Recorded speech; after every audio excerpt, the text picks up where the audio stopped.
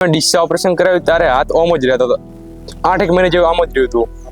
Patan operation કર્યું પછી આમ કમ્પ્લીટ સીધું થવા માંડ્યું, એમ પાદરો કમ્પ્લીટ ઊંચો થવા માંડ્યો. પહેલા ઊંચો નતો થતો, દુખાવા નહીં થતો, કઈ કશું નહીં. એકવાર હાથ સીધો કરીને આ રીતે કરો ને,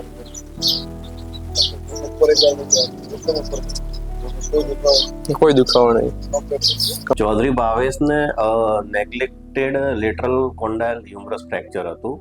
એટલે એનો મતલબ એવું થાય કે જે હાથના હાડકાના છેડાનો બહારનો ભાગ છે ને ત્યાંનું ફ્રેક્ચર હતું નાનપણમાં, અને એ ફ્રેક્ચર ધ્યાનમાં નહીં આપ્યું હોય જ્યાં ક્યાંક બતાવવા ગયા હશે ત્યાં. તો એના લીધે હાથની અંદર ધીમે ધીમે જેમ એની ઉંમર વધીને એવી રીતે ખોડ આવવા લાગી, હાથ આખો બહારની તરફ જવા લાગ્યો.